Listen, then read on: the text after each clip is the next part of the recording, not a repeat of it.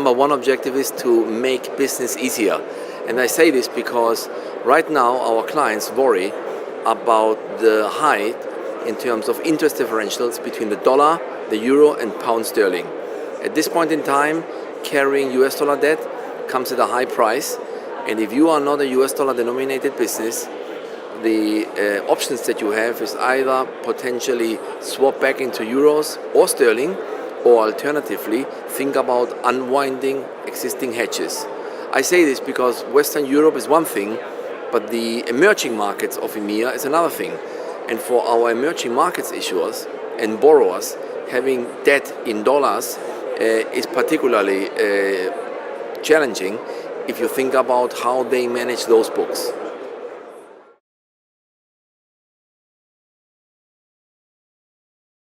When we think about ESG, it's about also corporate governance. How do you actually know your supplier, and do you know your bank? Not KYC, but KYB, in order to select the best counterparties and reduce reputational risk. ESG is also about diversity and inclusion. We as a company love to promote diversity and inclusion, and as one example that I can give you is we signed the Women in Finance Charter in the United Kingdom, committing to a certain level of female executive talent.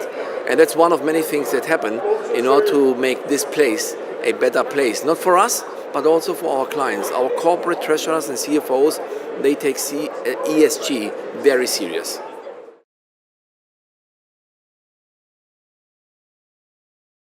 The speed of change has increased dramatically.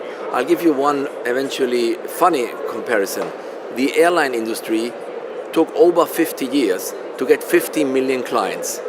Internet industry, or internet as such, in 7 years they got 50 million users.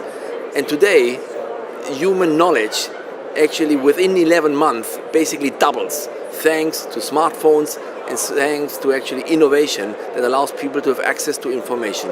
So digesting information and actually leveraging information, big data, is key for treasurers and CFOs. And some of our clients in the consumer and retail space, but also in other industries, if they manage to actually get a handle around the data that they actually control, they can do a better job for their clients, for their stakeholders, and ultimately for their shareholders.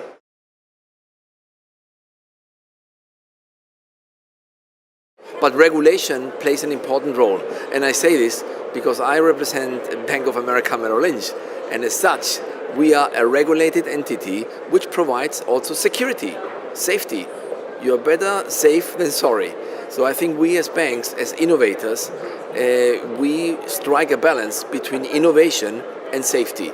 And that makes a difference in terms of consistent coverage of your client base, globally and not only in your country.